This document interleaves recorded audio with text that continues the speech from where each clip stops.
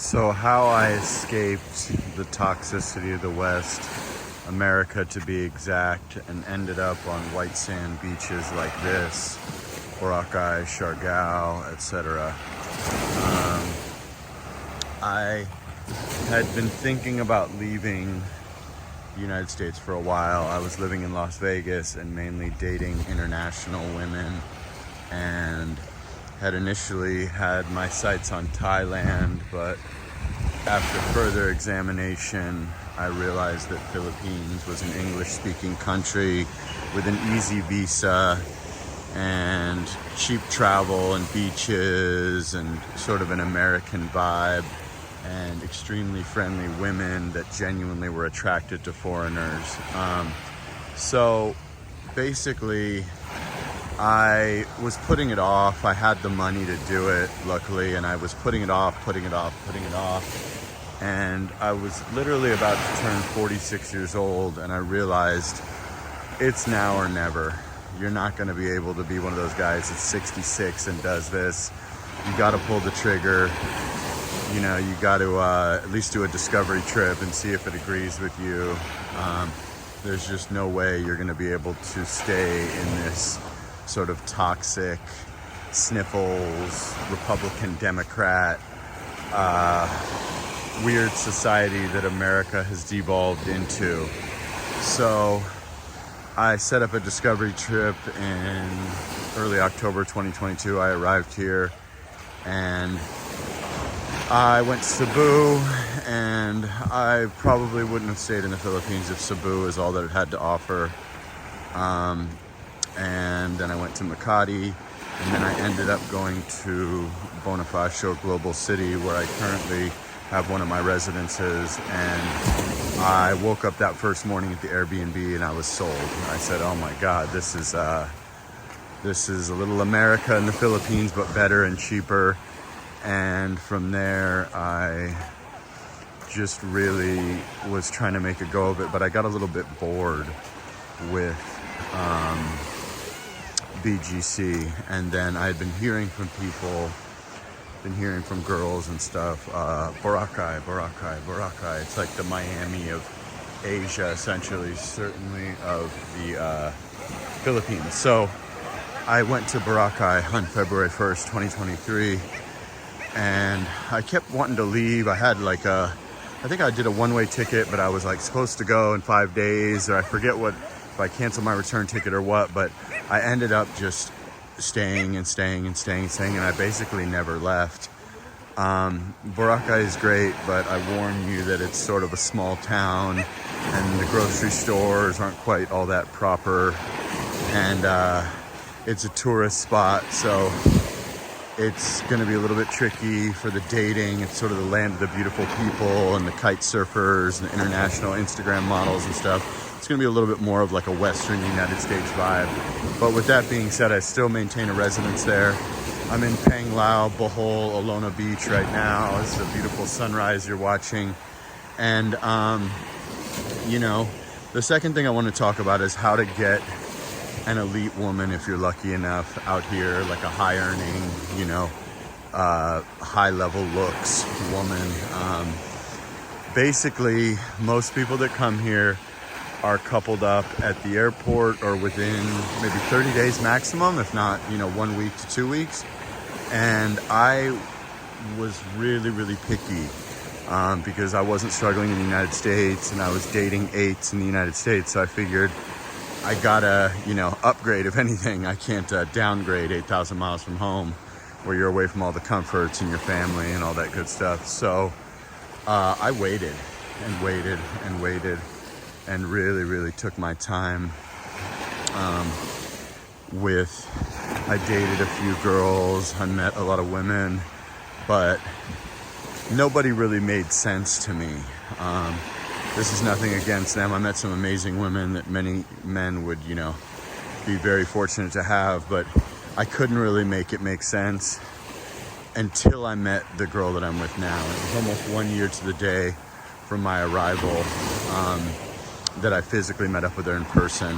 I had been speaking with her since August, And I was looking at her pictures and stuff, and I was like, oh, this is like an American. This girl's super high maintenance. She maybe must have a sugar daddy or something. She was, she's in Thailand, she's in this one, she's in that one, she's looking very fancy. And I was thinking, oh no, this is a girl I could have dated in Vegas or LA.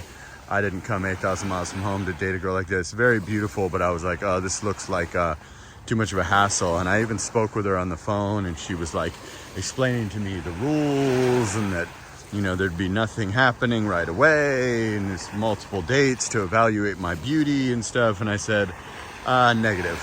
I'm not a woman knows within a half a second of meeting a man if he's qualified to sleep with her, be her husband, boyfriend, etc., etc. And that was in late August, and we just kind of lightly kept in touch, a text message once a week, or joked around, and it was, a nice little banter. But I was thinking, I'm never going to meet this person.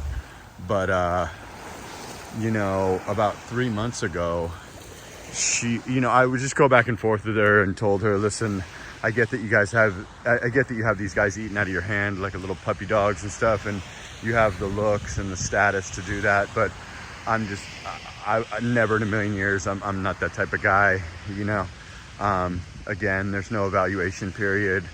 It's either there or it's not, and I'm not going to meet you, but it's nice being your little pen pal, or texting with you, or we talked on the phone once or twice or whatever. And then it was early October, so a little over 3 months ago, right before my birthday, and we were talking on the phone or something, and I actually was trying to get rid of her. So I was like, let me get rid of this girl, and I was just a bit rude to her and this and that. And she weathered the storm of my rudeness with text messages and talking, and ended up just saying, are you gonna meet me or not? And I'm like, okay. So normally what I do is I meet girls at Starbucks, but I knew me and this girl had a connection, and I had a strong feeling things would go my way. So I said, you know what, not only am I gonna meet you, because she's like, oh, we'll just meet somewhere near your house or whatever. And I'm like, okay. So I said, you know what, not only will I meet her, but I'm gonna skip the whole Starbucks formality. I need to get something to eat anyway, so I'm gonna have her meet me at this sushi spot across from Tryon Towers, where I was living, and for a month or whatever in BGC. So I met her over there, and wouldn't you know it, there isn't 7 dates necessary like she was making these other guys jump through hoops of.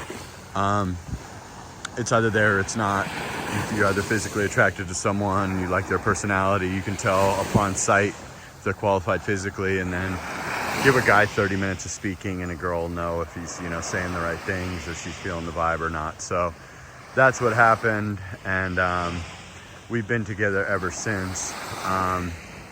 That was, over 3 months ago. But definitely take your time. The moral of that story is it took me a year, and there was many, many, many, many, many opportunities.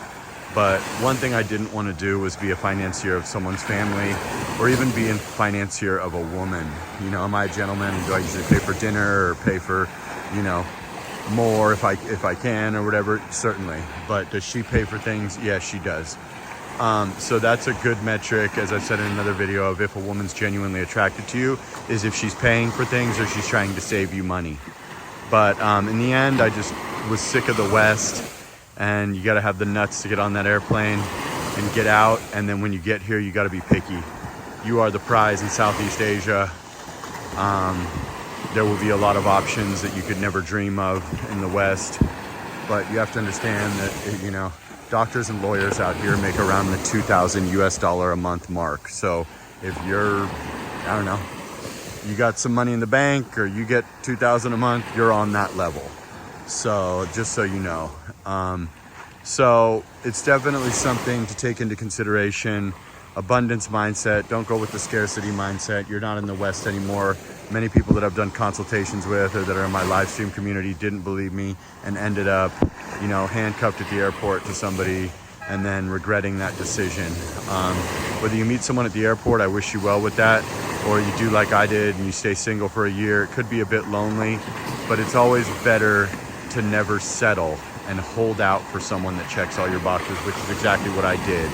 So while I can't lead you directly to a high earning Western salary you know, Miss Universe Filipina, I can tell you how I did it. And that's about all I got.